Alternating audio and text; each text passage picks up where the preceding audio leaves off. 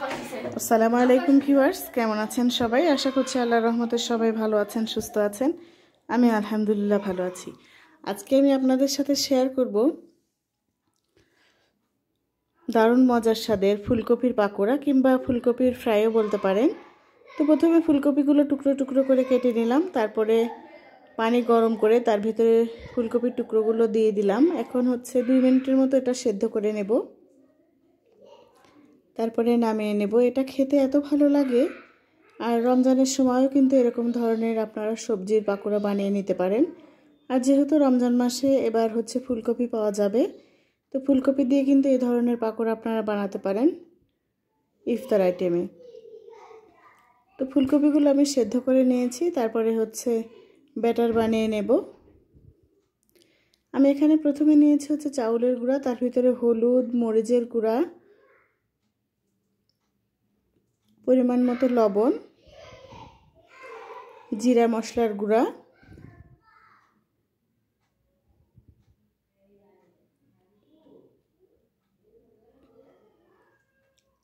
আর দিয়ে দিচ্ছি বাটা মশলা। এখানে আছে কাঁচামরিচ বাটা, আদা, পেঁয়াজ, রসুন বাটা।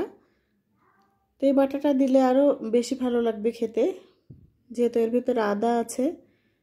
তো সব মশলা দিয়ে এটা বেসনের মতো যেরকম আমরা ব্যাটার তৈরি করি ওরকম করে ব্যাটার তৈরি করে নিতে হবে।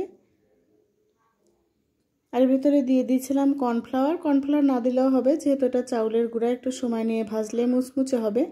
আর আমার বাচ্চারা কিন্তু এ ধরনের খাবার খেতে অনেক পছন্দ করে, আর আমারও বেশ ভালো লাগে। তো এখন ভালোভাবে মাখিয়ে নিচ্ছি। প্রথমে চামচ দিয়ে মাখাতে চাইলাম, কিন্তু হলো না। তারপরে হাত দিয়ে ভালোভাবে মেখে নিয়েছি। ঘনত্বটা আপনারা দেখে আশা করছি বুঝতে পেরেছেন।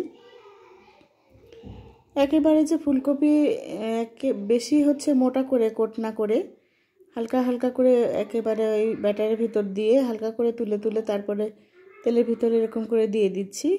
প্রথমে হাই হিটে কিছুক্ষণ তেলটা গরম করে নিয়ে তারপরে লো হিটে কিন্তু ভাজতে হবে, তাহলে ভিতরে ফুলকপিটা একদম সফট থাকবে, আর উপরে এই যে ব্যাটারটা তৈরি করেছিলাম এটা হবে একেবারে ক্রিস্পি মুচমুচে। তো এই পাশাপাশ উল্টে সবগুলোই আমি ভেজে নেব। আজকে যেসব ভাই বোনেরা প্রথম আমার চ্যানেলটি ভিজিট করছেন তাদের কাছে রিকোয়েস্ট করছি, প্লিজ আপনারা আমার চ্যানেলটি সাবস্ক্রাইব করবেন, লাইক কমেন্ট শেয়ার করে দিবেন। আপনাদের সাপোর্ট ভালোবাসা পেলে আপনাদের এই বোন সামনের দিনে এগিয়ে যেতে পারবে ইনশাআল্লাহ।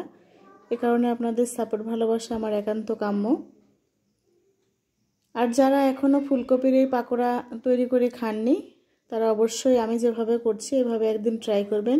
খেতে কিন্তু অসাধারণ লাগে। আর রমজান মাসে কিন্তু ইফতারেও এই আইটেমটি রাখতে পারেন। তো তেল ছেঁকে ছেঁকে সবগুলো তুলে নিচ্ছি, তারপরে আর এক ব্যাচ দিয়ে দিয়েছি। এরকম করে 2-3 ব্যাচ আমি ভেজে নেব। তো অনেক বাচ্চারাও ফুলকপি খেতে চায় না, তাদেরকে চাইলে এরকম করে কিন্তু ফুলকপি পাকোড়া কিংবা ফুলকপি ফ্রাই করে দিতে পারেন।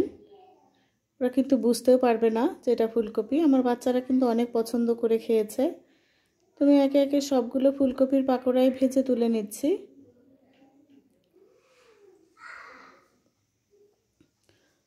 তো একটা ফুলকপির অনেকগুলোই পাকোড়া হয়েছে।